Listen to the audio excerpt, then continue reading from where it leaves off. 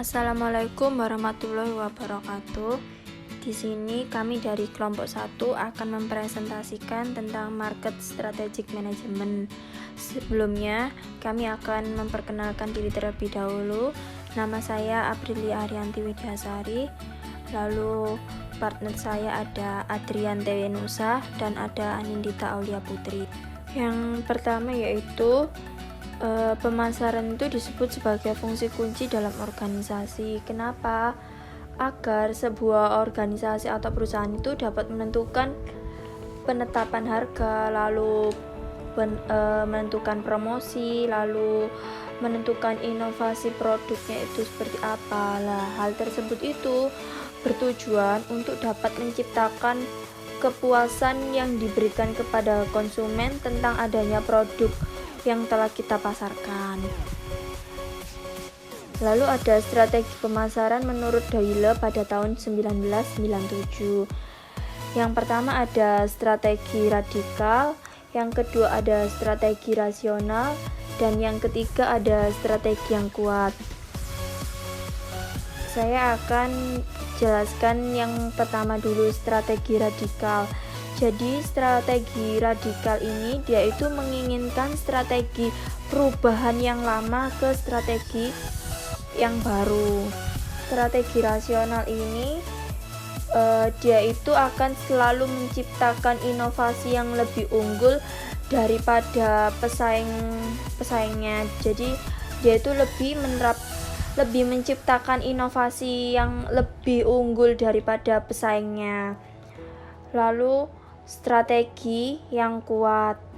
Strategi yang kuat ini dia itu memiliki karakteristik yang fokus pada nilai pelanggannya, tetapi strategi ini tuh dia itu tidak memiliki inovasi, tidak ada inovasi gitu. Webster tahun 1997.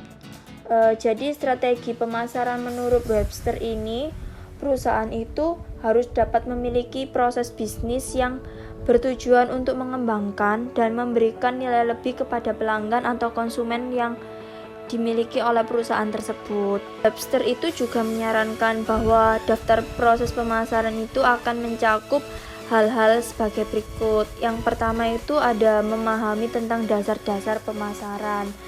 Jadi buat apa sih kok kita harus memahami tentang dasar-dasar pemasaran? Agar dapat memahami kebutuhan pasar dan keinginan pasar itu seperti apa. Jadi kita mengetahui kebutuhan konsumen dan keinginan konsumen itu seperti apa. Lalu yang kedua itu agar perusahaan itu tahu bahwa pelanggannya itu dia itu memiliki pelanggan yang seperti apa gitu. Terus yang selanjutnya itu juga mencakup proses pengembangan nilai.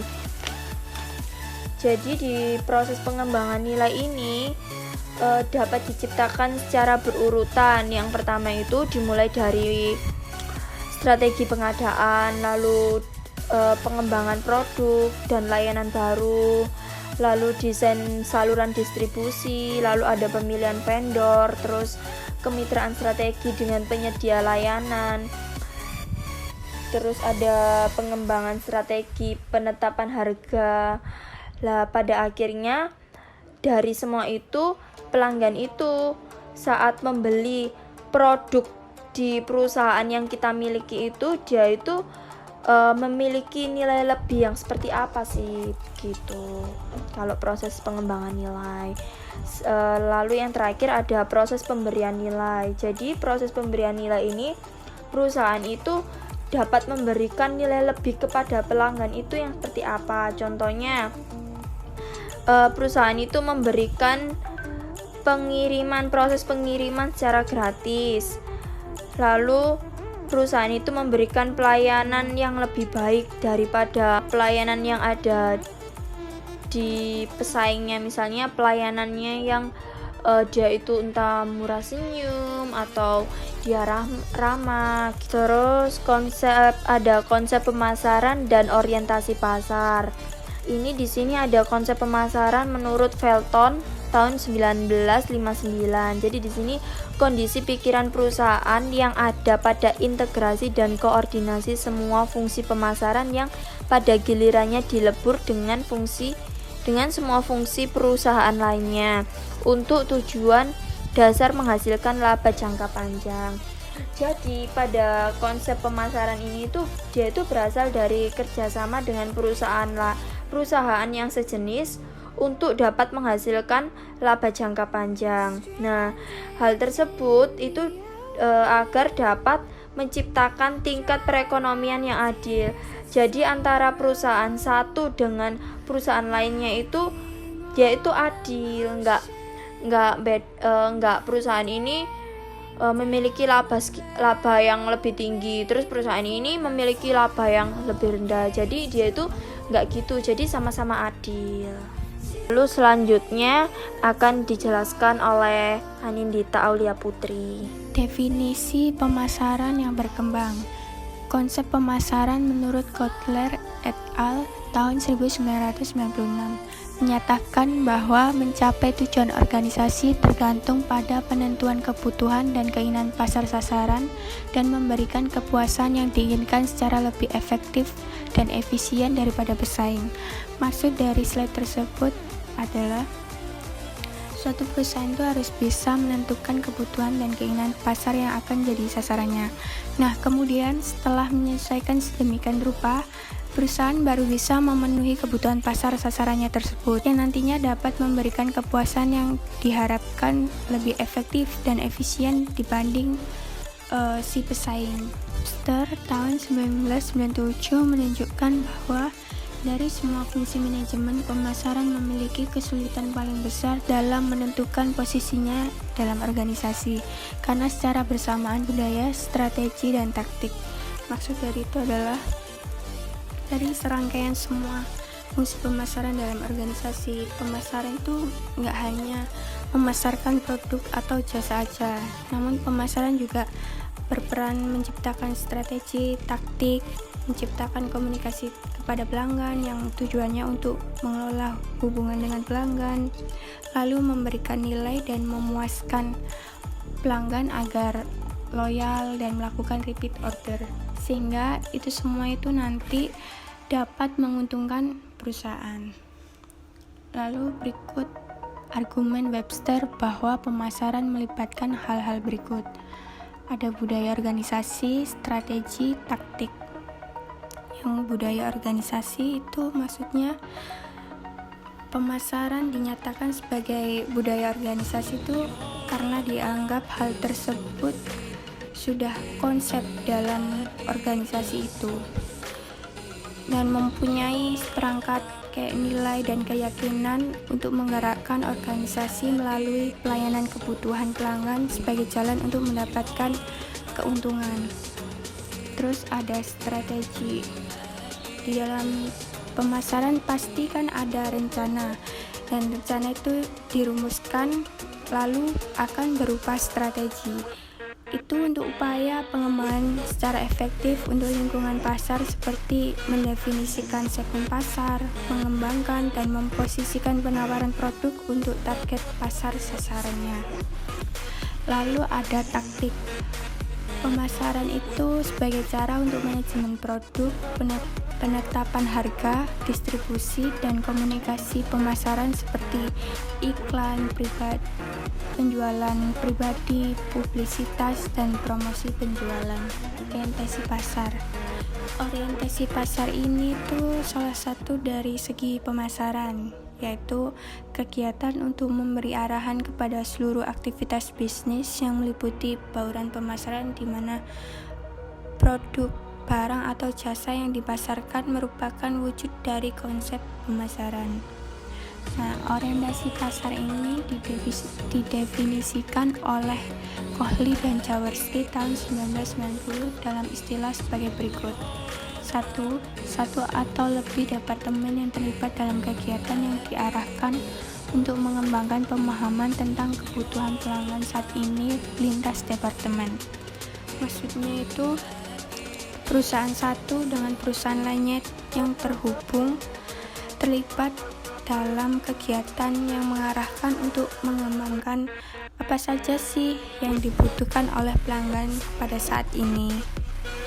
Terus yang kedua, berbagi pemahaman ini dan masa depan serta faktor-faktor dapat mempengaruhi mereka. Maksudnya itu saling berbagi ilmu atau bertukar pikiran atau pemahaman dan faktor-faktor untuk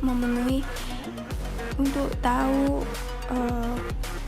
dan dapat memenuhi kebutuhan si pelanggan.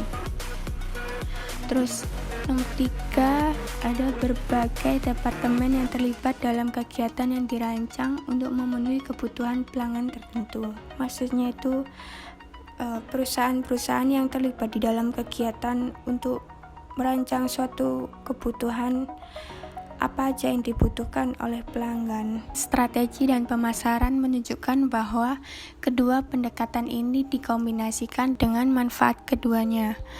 Menurut Hole et al. Tahun 1998, bagaimanapun mereka memberikan bantuan nyata pada pendekatan yang berbeda untuk strategi secara umum dan pemasaran, khususnya masih jelas banyak yang ada di organisasi saat ini.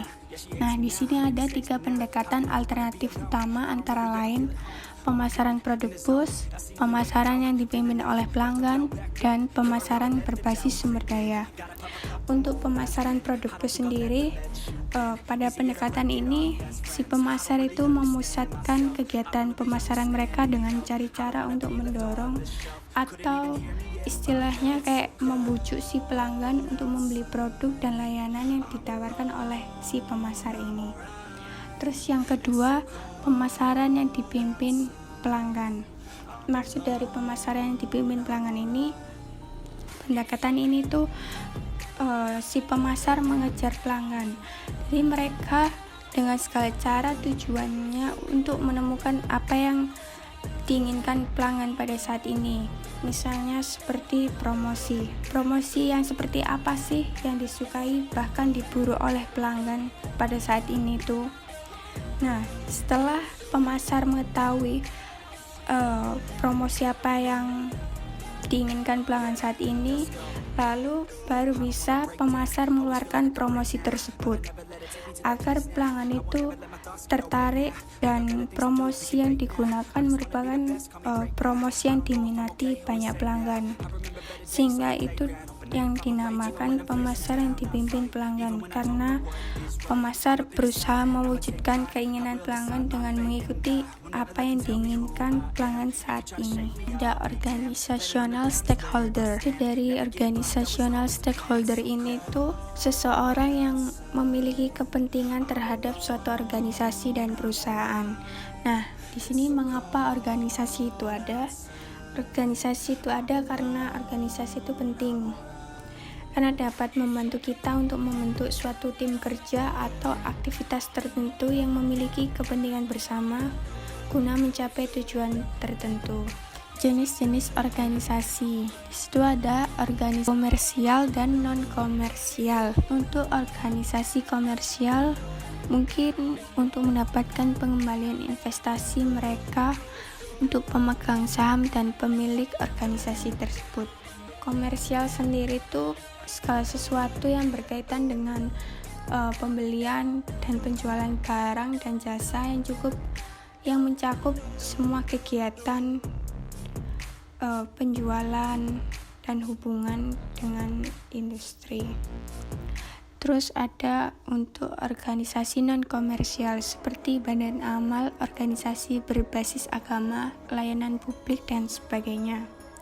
Non-komersial sendiri adalah segala sesuatu yang tidak berorientasi pada profit sama sekali atau tidak berfokus pada mencari keuntungan, seperti misalnya layanan publik. Contohnya kayak iklan layanan publik itu iklan bahaya narkoba, kayak iklan bahaya rokok, iklan pemanasan global, yang sama sekali tidak untuk mempromosikan suatu produk atau jasa. Semua organisasi melayani banyak pemangku kepentingan. Yang dimaksud organisasi itu melayani mulai dari pemegang saham, karyawan, manajer, pelanggan dan pemasok. Daily 2000 membahas motivasi dan harapan berbagai kelompok pemangku kepentingan sebagai berikut. Pemegang saham yang pertama. Pemegang saham sendiri harapannya adalah agar harga saham yang dimilikinya terus meningkat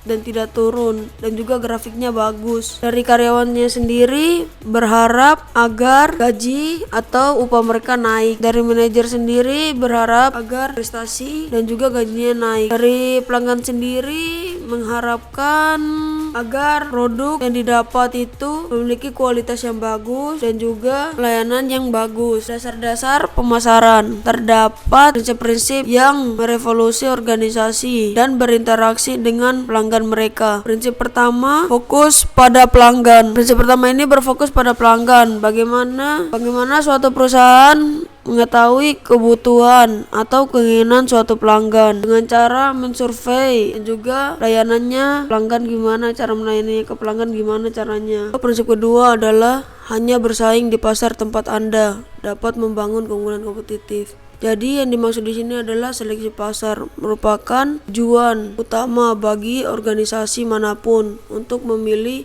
tempat bersaing dan juga tempat yang menyerahkan sumber daya. Di sini juga terdapat beberapa faktor yang akan masuk ke dalam pilihan pasar, termasuk beberapa faktor yang menarik bagi perusahaan. Terutama yang paling penting adalah pasar. Prinsip ketiga, pelanggan tidak membeli produk. Dengan kata lain, pelanggan kurang tertarik pada fitur dari suatu produk atau layanan. Dengan kata lain, pelanggan kurang tertarik pada fitur dari suatu produk daripada keuntungan apa yang akan pelanggan dapatkan dari membeli, gunakan, atau mengonsumsi produk, juga layanan yang diberikan. Prinsip keempat, pemasaran terlalu penting untuk diserahkan ke departemen pemasaran. Jadi dikatakan di sini bahwa pemasaran suatu perusahaan itu sangat penting dan tidak bisa diberikan kepada departemen perusahaan. Karena kan di pemasaran sendiri semua orang dalam organisasi itu bekerja sama dalam pemasarannya sendiri. Jadi tidak bisa diberikan ke departemen pemasaran. Prinsip kelima, pasar heterogen. Di sini pasar heterogen dijelaskan bahwa sebagian besar pasar tidak homogen, tetapi terdiri dari pelanggan yang individu dan subpasar serta segmentasi yang berbeda-beda dari pelanggan tersebut. Misalkan saja pelanggan membeli mobil untuk transportasi dengan biaya yang murah. Ada juga pelanggan yang mencari mobil dengan status atau dengan harga yang cukup mahal. Ada juga pelanggan yang mencari mobil dengan spek yang tidak begitu bagus, standar tetapi nyaman. Prinsip keenam, pasar dan pelanggan terus berubah. Yang dimaksud di sini adalah pasar yang mengikuti tren pelanggan. Yang dimaksud di sini adalah pasar yang mengikuti perubahan dari waktu ke waktu, misalnya dari tren kekinian, dari tren yang baru-baru. Begitu. Pasar yang dimaksud juga di sini adalah pasar dinamis, yang dimana hampir semua produk memiliki masa hidup yang terbatas, yang berakhir ketika cara baru untuk memenuhi keinginan atau kebutuhan yang mendasari. Dengan kata lain, jika ada penyedia produk baru, maka mereka akan mengikuti tren yang baru. Identifikasi persyaratan pelanggan. Tugas penting pemasaran yang pertama adalah mengidentifikasi persyaratan pelanggan dan mengkomunikasikannya secara efektif ke seluruh organisasi. Ini melibatkan melakukan atau menugaskan penelitian pelanggan yang relevan untuk mengungkapkan bagaimana pelanggan tipe tersebut. Jadi diidentifikasi persyaratan pelanggan sendiri. Dimaksud di sini adalah tugas dari pemasaran sendiri mensurvei atau mengidentifikasi pelanggan seperti apa, tipenya seperti apa, dan juga solusinya itu seperti apa dengan tipe pelanggan, dan juga di sini melibatkan penelitian terhadap pelanggan yang relevan. Jadi di sini diidentifikasi sendiri itu mengungkapkan bagaimana tipe-tipe pelanggan yang terdapat. Dimaksud di identifikasi persyaratan sendiri. Bagaimana suatu perusahaan mengidentifikasi pelanggan dan juga mengkomunikasikannya secara efektif seluruh organisasi di perusahaan. Juga mengungkapkan bagaimana tipe-tipe pelanggan tersebut, tipenya seperti apa, orangnya seperti apa, tipikalnya seperti apa. apa, produk yang dicari seperti apa. Ini juga ada menerapkan strategi pemasaran, yaitu mengumpulkan semua sumber daya organisasi yang relevan untuk merencanakan dan melaksanakan pengiriman kepuasan pelanggan. Ini melibatkan kepastian bahwa semua anggota organisasi dikoordinasikan dalam upaya untuk memuaskan pelanggan dan bahwa tidak ada kesenjangan aktual atau potensial antara desain, penawaran, produk, dan pengiriman. Jadi di sini perusahaan menerapkan strategi mulai dari desainnya, penawaran sendiri, produknya sendiri bagaimana, pengirimannya apakah sampai di pelanggan dengan bagus produknya, dan juga di sini dari produksinya sendiri perusahaan membuat agar pelanggan ini merasa puas atas produknya. Ada juga menerapkan strategi pemasaran yang mengakui bahwa pasar heterogen dan biasanya terdiri dari berbagai macam segmentasi pasar yang masing-masing memiliki persyaratan yang berbeda, dari penawaran yang dasarnya serupa mengarah pada kebutuhan yang memuaskan dengan jelas pasar sasaran dan pasar mana yang akan dilayani oleh organisasi. Jadi di sini perusahaan sendiri menerapkan pasar heterogen, di mana di pasar heterogen ini di pasar heterogen sendiri menentukan pelanggan individu dan juga segmen-segmen yang dituju mulai dari subpasarnya sendiri. Jadi di sini di pasar heterogen sendiri menentukan sasaran pasar mana yang cocok dan akan dilayani oleh perusahaan tersebut. Sekian presentasi dari saya. Mohon maaf kalau ada salah-salah kata. Wassalamualaikum warahmatullahi wabarakatuh.